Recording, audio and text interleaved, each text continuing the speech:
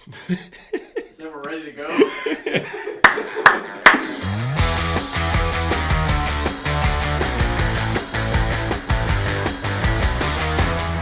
Hey, what's up, everybody? This is Jared and Jesse, and this is another episode of Bananas Unpeeled. We are in Grayson Stadium, in the dungeon, in the bowels of Grayson Stadium, where history has been made, and history will continue to be made. Ha ha ha. That was terrible. Okay. That was terrible. All right, no more taglines. This is episode 4. Last episode, we talked about Sean West versus Tyler Gillum. We talked about their intangibles. We talked about their heart. We talked about their beautiful faces. We talked about everything, and I think people probably know more than they need to know about Tyler Gillum and Sean West now.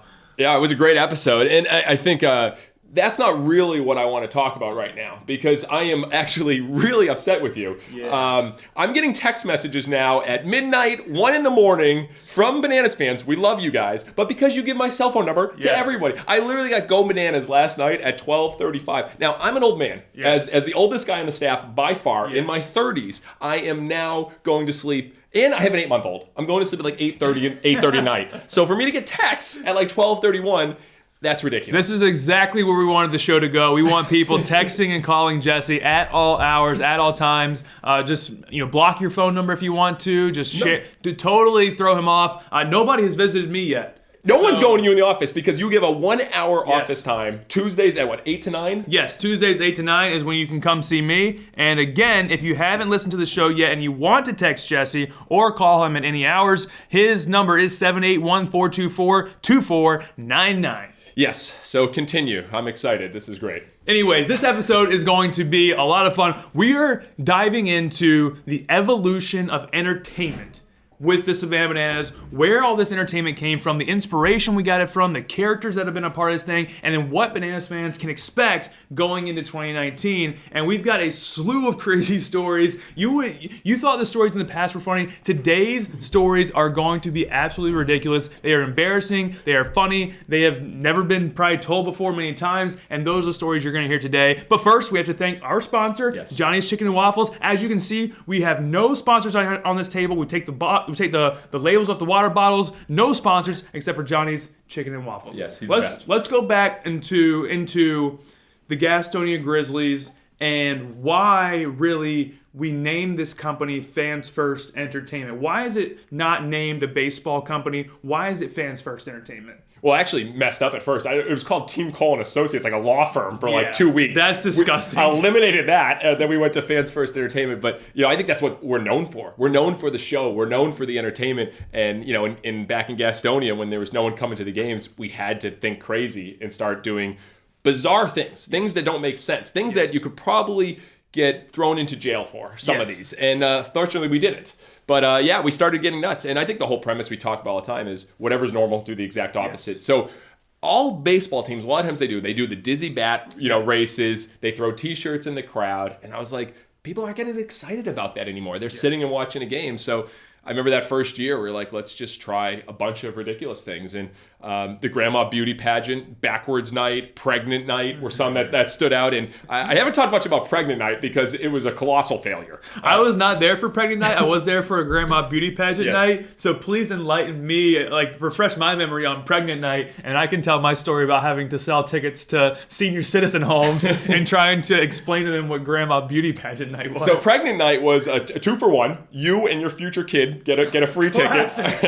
Classic. And so we set up a craving station in the ballpark. So we had like peanut butter and cucumbers and just things that didn't make sense. And then if you were in your third trimester, you could throw out the first pitch. Crazily, like 8 women showed up third trimester. I mean, full term, almost ready to rock and roll, and threw out the first pitches. And it was kind of a weird night at the ballpark. And I don't think many people showed up, but I liked the 2-for-1. But again, we were just trying to see, could we have fun with that? I'm so glad some people thought it was get pregnant night at the ballpark, which it was not get pregnant night at the ballpark. That's a family friendly, but it was pregnant night. So that was one. But the grandma beauty pageant, actually, when you saw it, it was a third or fourth year. We were into it. Again, beauty pageants, obviously, the Miss America, all these pageants, but no one's ever done it with grandma. So I always think all right, what is this? Can we take it to another level? So the first year we set up to have this grandma beauty pageant, except we couldn't get any grandmas. Right. No one wanted to be a part of this. So it's we're getting to that last day. And it's the showtime. We announced in our promotional schedule, so all 40 people that saw our promotional schedule was ready for this big promotion. And we announced we couldn't get anybody, so I was freaking out. So literally at 3 o'clock that afternoon, I did what anyone normal would do, is I called the nursing home. Right. So I called this nursing home, and the activities director, our grandmas would love to be a part of this. And they go, what time's the game? And I go, it starts at 7, but we really need you here at like 5:30. Mm-hmm. So we open up the gates at 5:30. No grandmas are there. 6 o'clock, nothing. 6:30, nothing. Now we're about to have a grandma beauty pageant with 0 grandmas. Right. 6:45, I see the nursing home van show up right in front of the gates. And I'll never forget, the door opens up and the first grandma walks out with a walker. Yep. And these weren't just grandmas, Jared. These were great grandmas. That's what you need. The average age was like 75, 80 years old. And so we delayed the game because we couldn't get in place in time. And the idea was to have a beauty pageant. So I remember they strutted their stuff across the field and they danced. And there was this one woman who stood out more than anyone. Her name was Gertrude. Right. And how can you not think of a Gertrude Right. as a potential grandma of the year? Do you know any Gertrudes? No, not personally. No. It's a special name. And Gertrude, when we did Jump On It, the famous dance where you stride and go around, she got into it. I mean, very, very slow. But she was going around like this, getting full into it. The crowd's going nuts. So she's already a fan favorite. And then Gertrude, pretty much blew the place through the roof when we had the beauty pageant question. And I asked everyone, the question, that they ask at every beauty pageant. Right. I asked to her, I said, Gertrude, she was 87 years old. If you could be on the cover of one magazine, what would it be? And she goes, of course, Playboy. And I was like, oh, Gertrude. And literally the place lost it. And I was like, this is live. Yes, there was only like 400 people at our games back then, but it was live. So she won in a landslide. And as she went on the field, we gave her the sash, the crown, and celebrated with her. She's like, this is one of the best nights of my life. And Gertrude was a legend at that Grandma Beauty Pageant. And that became an annual tradition for many years. And as you know, I've really fell in love with the idea of grandmas. Yes. And baseball, because you don't combine grandmas and baseball much. but we have the Banana Nanas now that are legends. Last year we talked about the Team Grandma. Well, a couple episodes ago we talked about having Team Grandma come out and bake cookies and like 100%. be the coach for the coach for the bananas basically. So it started from this Grandma Beauty Pageant. Yes. We need more grandmas involved. So that was a crazy promotion that really started the trend. And then they kept coming. And I'll share quickly the backwards night. Yes. Because backwards night people laugh about all the time because I said, all right, a normal night, you come into the ballpark, you have your national anthem, you play 9 innings, it goes on long, and then you finish the game and people leave. So we said, let's do it the exact opposite. Right. So people had to walk in backwards, and we thanked them for coming and told them when the game was. This was at like 6 o'clock before the game started. And then we didn't do any pregame announcements, no national anthem. We started the game in the 9th inning, and we did every promotion backwards. So literally in the 3rd inning, we called it the 7th inning. So we had the 7th inning stretch in the 3rd inning, and every promotion was backwards. But my favorite moment of backwards night was at the end of the game. We finished the game, we have the first pitch, and we have the national anthem at like 10 o'clock at night. Right. People are stopping because they're not leaving the ballpark. They're like, national anthem at 10 o'clock at night. And God bless our announcer, Brian Rushing at the time. He read the pregame announcements for 30 minutes after the game. There's no one in the stadium, but he's like, fans, welcome to Sims Leisure Park for tonight's game. It's at 10:30 at night. And, that was it. And fans love that. So that's how we came up with this. And that's how we look at every promotion. Right. So, I mean, this show is about the behind the scenes of the Bananas. That's what we think. What would be bizarre, outrageous, not like a typical team. Right. And then go all the way with it. And that's what I think. I want to make sure people understand that this has been going on. These kind of, get crazy, have a crazy night. This has been going on in minor league baseball and really for a long time. Yeah. But it was like, that was kind of the calling card for minor league baseball is just, let's just call a crazy night, do something fun, and that's it. Oh, yeah. And then I think we started really noticing that we've got to up the ante every single time. Yeah. Whatever's normal, do the exact opposite. And we've got to truly up the ante. And that's what we'll get at here in the future in a little bit on the episode. But it is not just come up with a crazy night and that's it. It is truly what is going to put the fans first every single night. And the entertainment can come, but as long as we're putting the fans first, that is the biggest moment that matters. And when I got there in Gastonia, I was like, these guys are crazy. Like, these are some insane nights. Like the Salute to Underwear night and the whatever, the fart night or whatever it was. It's called Flatulence Fun Night. Don't call it Fart Night. Flatulence Fun Night. We were very professional with the naming of that. And then during during the innings, everyone knows that, as you were kind of alluding to, the dizzy bat races and the dance competitions and the kiss cam and all those things that are staples of those. They've been done. They've been done, and they're old and tired, Yeah. and people just they don't enjoy them anymore. And so, where was the shift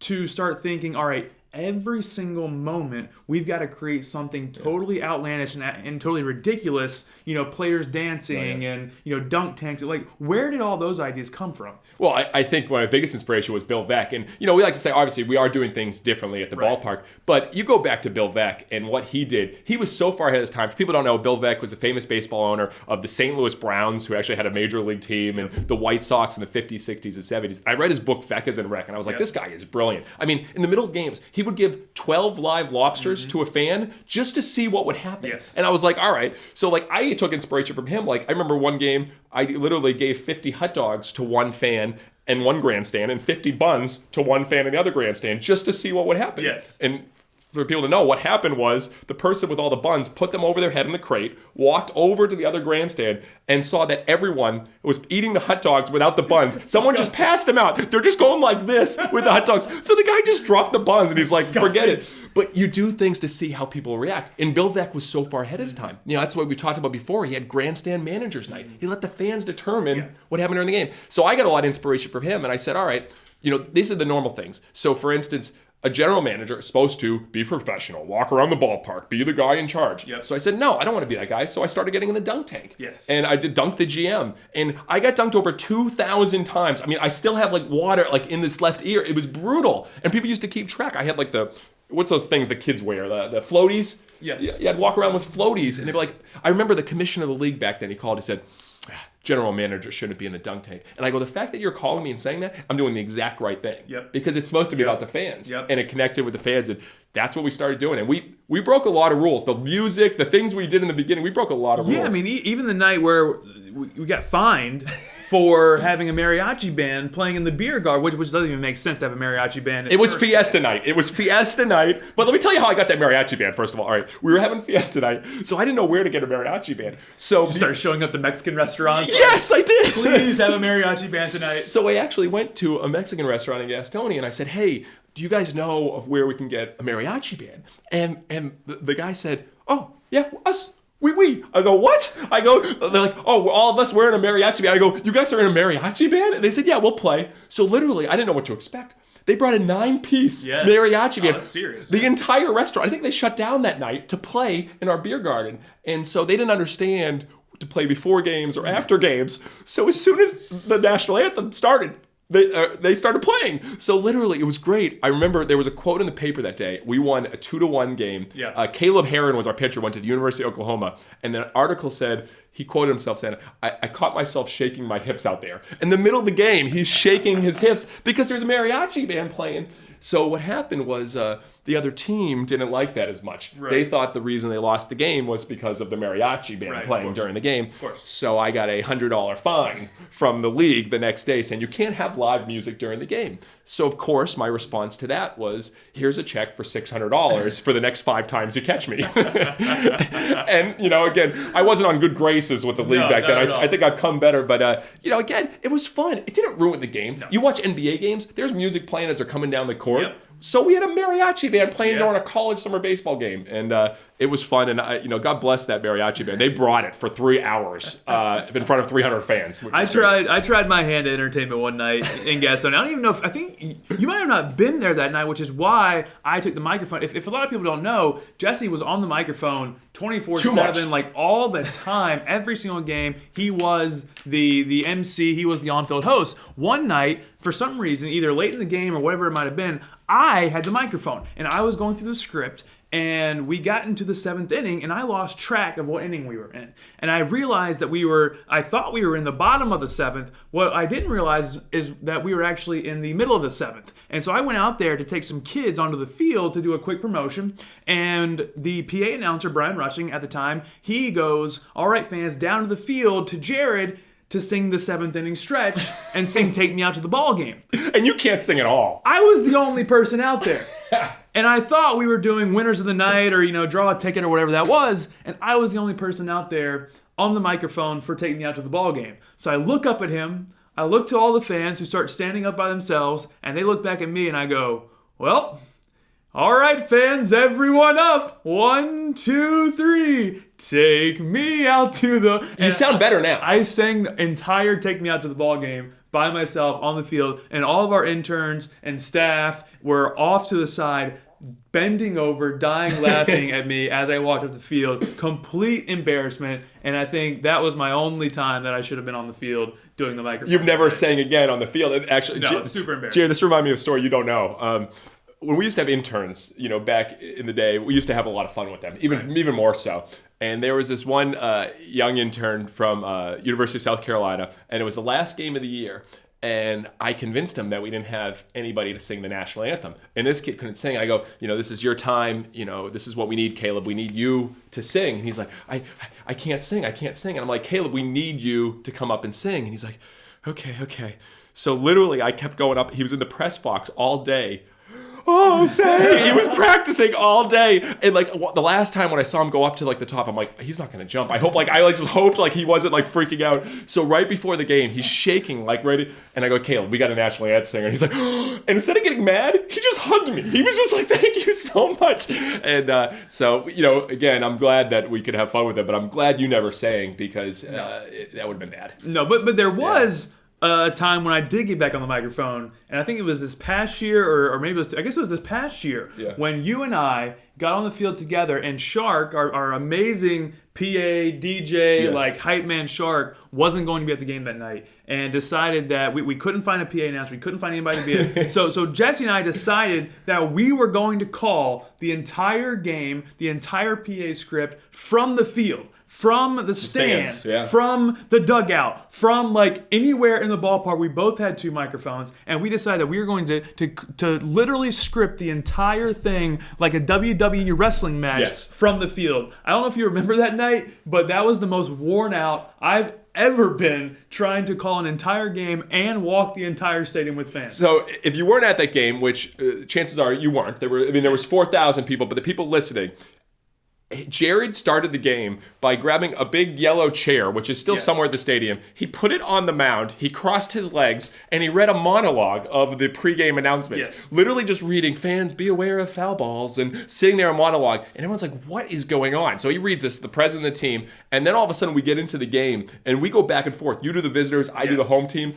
And I actually remember walking up with a player as he was going to bat. I can't remember the player, but I walked up with him all the way to the batter's box. Now batting from the University of Georgia, literally looking into his eyes as I'm saying this. And he's just staring me down like, is this really happening? But we wanted to just see what would happen. But yeah, we were worn out. We get the fans, doing the announcements for the players. We going through. But I think by the 5th inning, I was like, Jared, you take over. So I couldn't handle it. So when you were worn out, you were done because I was exhausted. I was in the party deck hanging out with some of our fans over there in the party deck. And I looked down at my sheet and I was like, hold on 1 second. And now batting from University of wherever. And then I found some of the opposing team's parents who were in the crowd that night. And I started having them introduce their kids and during the game. It was really, really we fun. Had kids. It was now batting for the Bananas.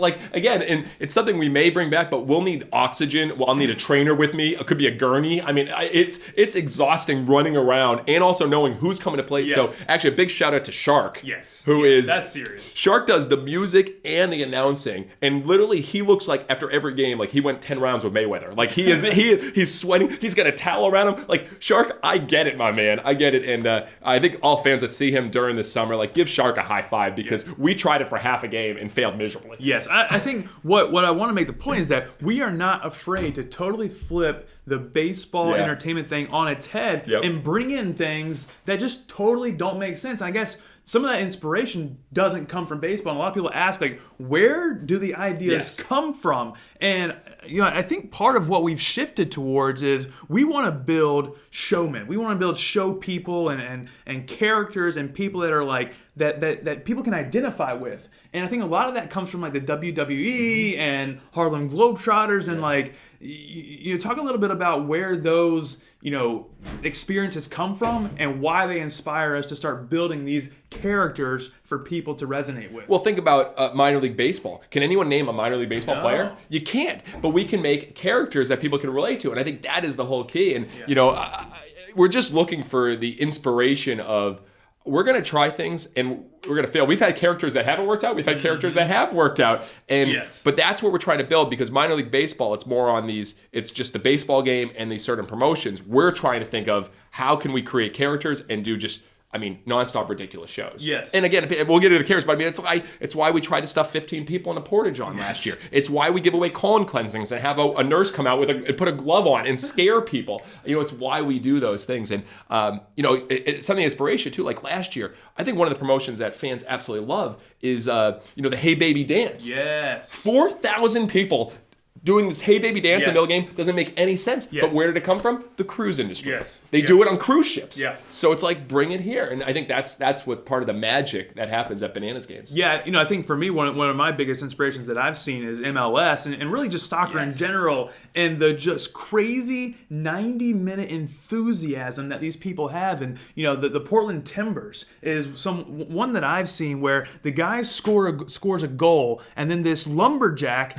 pulls out this massive tree, brings out a chainsaw, cuts up the tree, and they pass around this log to the entire crowd, that everyone just celebrates and goes crazy, and they unfurl all the banners, and that's the moment for people when they score. And to me, it's how can we bring those moments, those characters, those people to our fan base, so the Bananas fans are this is not just a regular baseball game. Yeah. This is something that we can resonate with, and we know when that character comes out, something crazy is about to happen. See, it's crazy. As soon as you talk about that, I'm like, all right, how can we throw out thousands of bananas? Literally, and some games, I'll go through the crowd and just be throwing bananas and people trying to catch them in their pants. It makes no sense, but how do you get the fans a part of that process? And I think we're talking about the evolution of our entertainment and who the Bananas are. It's it started from just these crazy one-off promotions, and then it started getting into developing characters and now getting the fans involved. And that's the whole process. And that's what we're trying to do. And so then I don't remember how this person got here,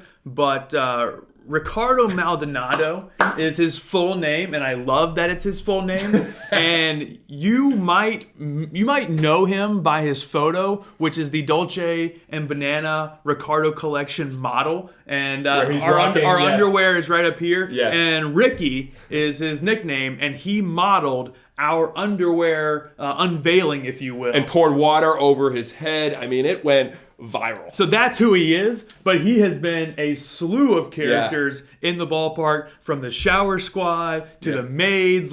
This guy is a character to the T. Now let's go back to how it happened, because we actually had auditions, and that's where we met Will Swisher. Yes. So Will Swisher, the first year, director of entertainment, we went to SCAD. We're they got some crazy performers. Let's try to find. So we had Will Swisher interview, and he became our on-field host the first year, our director of entertainment year 2. And he brought us, I was let's go crazy the second year. And we had auditions, and that's where we found this Ricky guy who could sing, he could do a little bit of dance, but mostly he was just insane. Yes. Just 100% insane. And he started working events for us in the off-season. I could sing like this. And I was what are you doing? And so we just had, all right, let's bring in some ideas. So I remember with Ricky, it was all right, the first thing we want to do is our French maids. Right. And so the French maids is a simple idea. It's hey, the bases need to be cleaned. Right. Why would you just have them cleaned normally? Why wouldn't you have men dressed up in provocative French maid costumes? And especially men that can really get a little flirtatious, I guess is the problem. Yes, Ricky does like to flirt. Yes.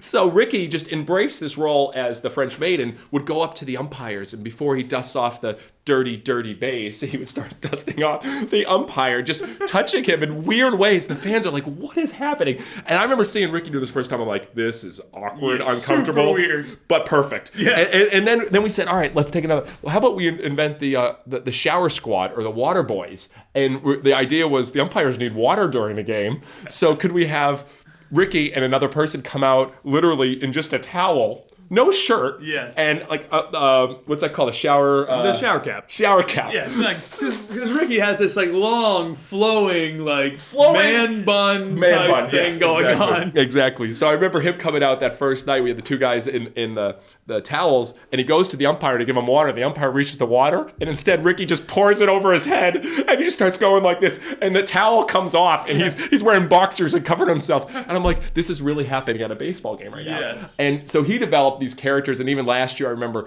on the visiting team dugout, he'd become a baby. Yes. So we'd play big girls don't cry, and he'd be throwing talcum powder on himself. Yes, just wearing this massive bit. And then he stopped doing the cup, and then he just started doing this like massive pitcher of water, and then he's just like pouring an entire pitcher of water on himself. So we had a theme with Ricky. He never wore shirts. No. Like never wore shirts. He always poured water on himself. Yes. He's worn diapers and underwear. That was the character that he became. And then at the end of the games, when we do we get the whole crowd at the last inning, and it's the ring dudes. So we hold the like we can't we got this inspiration from boxing. You have these beautiful ring girls. Yes. We let's get dudes to walk around with the ninth inning. And so he started doing this, pulling his shirt off, walking really just not right. And people start handing him dollar bills. Yes, him and Drew are MC year 2. Literally started getting tips like $5 every night by doing the ring girls or ring dudes. Like they made good money doing this, and again, it was developing characters. So when you come to a game, are you going to see the French maids? You know, are you going to see the shower squad? You know, the Banana Boys, which we might bring back again this year. The dancing bananas that do the field and then dance at second. But Ricky was a great story, and we'd always love to have him back, but we know people progress in their life and they're no longer just take their shirts off and get in diapers. So Ricky, that is a shout out for you fans. We've appreciated having Ricky. All right, I'm going to dive into some, since we've gotten to characters, I know there's probably going to be some crazy ideas in here, so I want to take a break and do ridiculous ideas from the idea box before we get into some things that people can expect. I have no idea where this will go. I know we've talked about just ridiculous things from banana bread burgers to like having a mime coaching first base. Yes. All right, let's just talk about that. Wait, hold on 1 second. Having a mime coach first base. Yes. What? Just think about this for a second. All right. You have a mime go around in the first base box. We have the whole box closed. Yes. And the mime is at first, and he's going like this the whole inning, and he can't get out of the box the whole inning. So fans are just watching this mime, and people might think he's giving signals. He's not giving signals. He just can't get out of the box for an entire inning. The white face painted white. Yeah. I mean, a full mime. I think a mime. Who is doing mime? Like, can we find a mime? Are there mimes? But anyone can just learn. You just got to be like. That's like a serious art form. It is an art form. I'm not taking anything away from mimes out there. All right. I'm just saying, if we could have a mime coach first base, just one inning every game, I think it would add.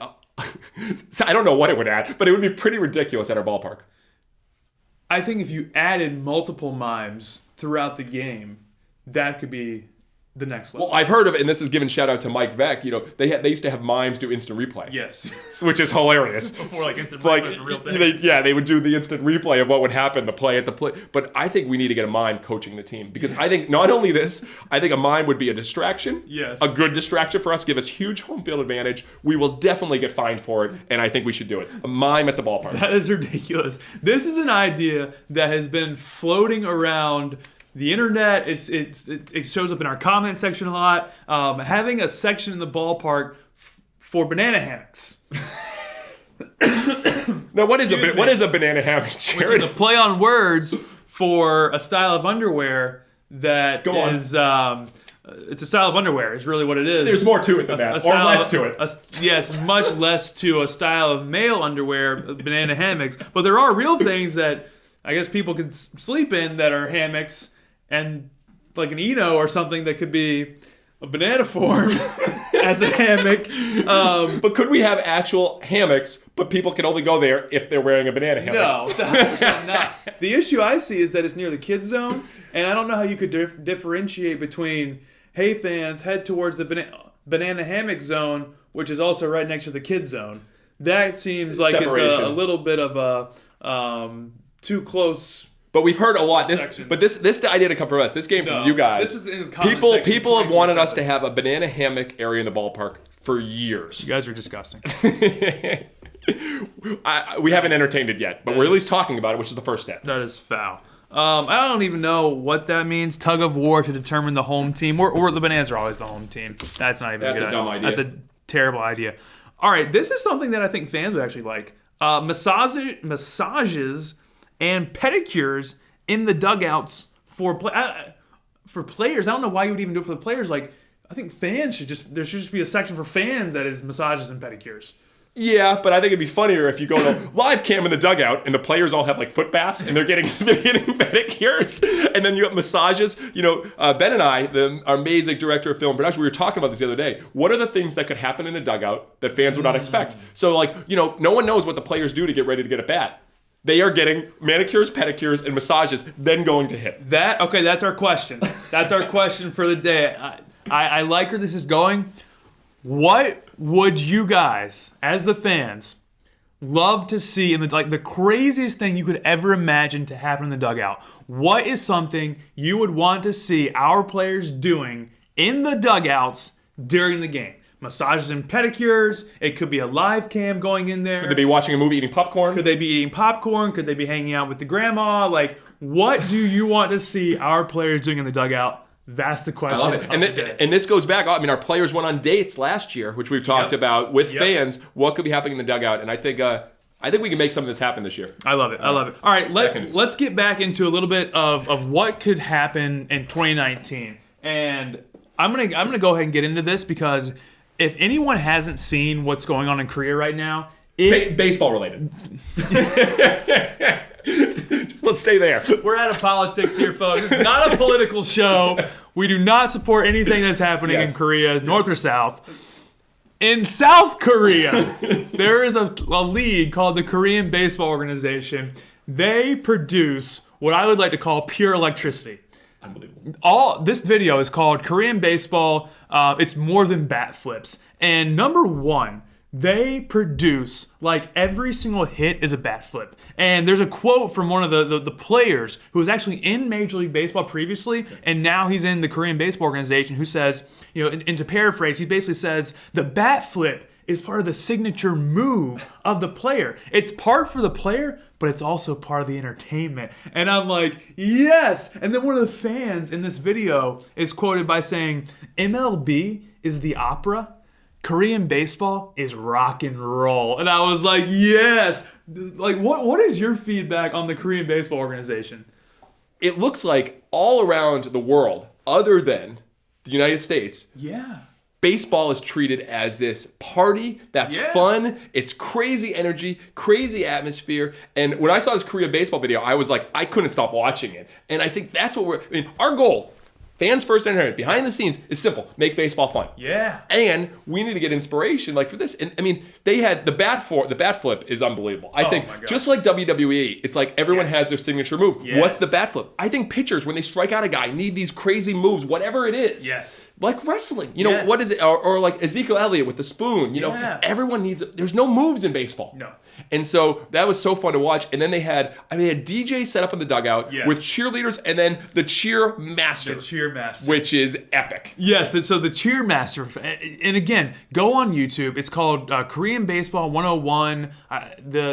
More than just bat flips. Something you can immediately find on YouTube. And Ben, maybe we can link some of this. We'll put the link in the description because this is just an electric video. This cheer master, he believes his part of his job is to bring the fans and the players together to will them to victory. He does not see himself as the focal point. He's on the team. He's just on the team.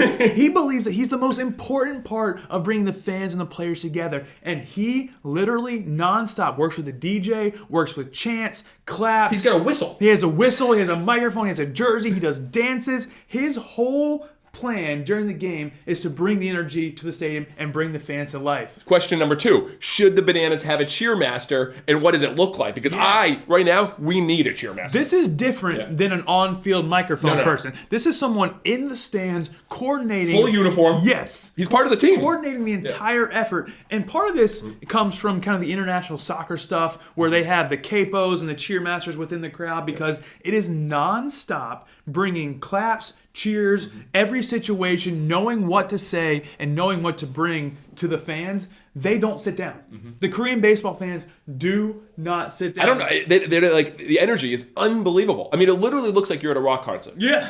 Which is like the opposite of baseball. And I think about like how far we've come, that our fans are dancing, they're singing, they're partying, but like you still sit and relax, which is okay. But what if we had it just nonstop energy? Yeah.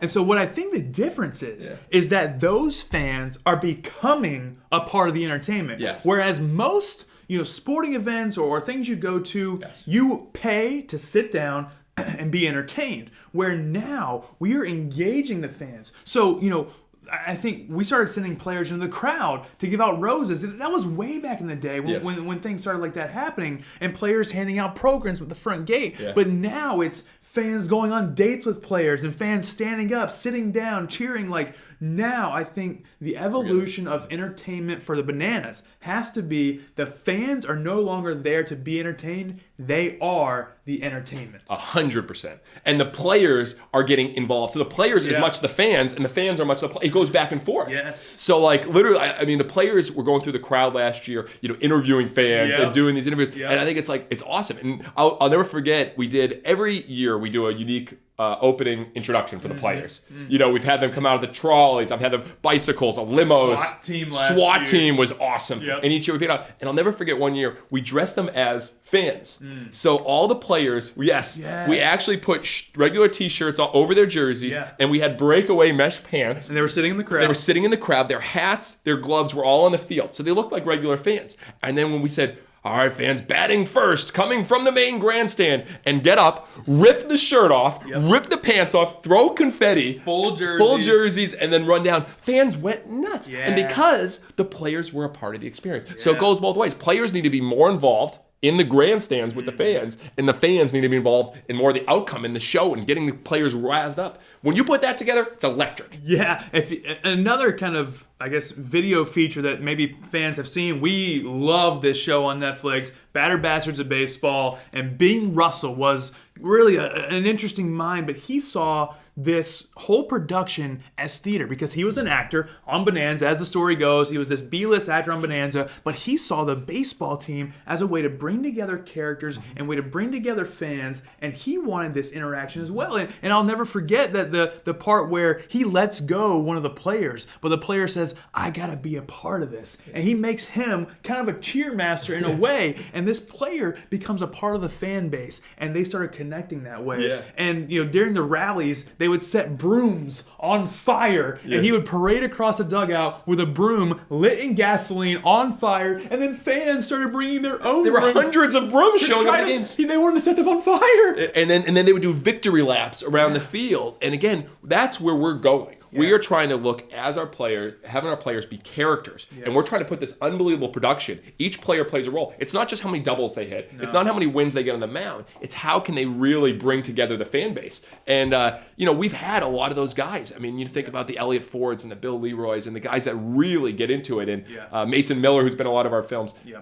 That's where we're taking it because minor league baseball is not looking at it like that. No. And most sports aren't. WWE, UFC, it's crazy. They have it right. Yeah. Now, can we actually put that together, the Bananas? And so it's those characters, and like the banana beard. Yes. I mean, it's you don't know the banana beard. I mean, he came to a game and he has this big beard and he decked it out like a banana. It was during the playoffs, I think, the first year. Yeah. And it was yellow, and people were like taking pictures of him, and he was all over. It became like a hit. Yep. And now he's become a character at the games. Like people say he's like the mascot. Yeah. All right. It's like I want to get him in a bat. I want to get him on the field now because I mean, it's like thinking about those characters. And so again, the whole goal of the show is to go behind the scenes. This is what we're thinking about. And this is where we're going. So the Bananas fans and people that are thinking about being Bananas fans and want to come to games, that is what we want you all to feel a part of. Now that you're sitting there and just watching the game, we want to start making sure that we bring in this next dimension of what entertainment might be, and that these fans can start being a part of this show entertainment. And I think, we're bringing on Will Swisher coming back this year, and he's got this crazy mindset and crazy ideas.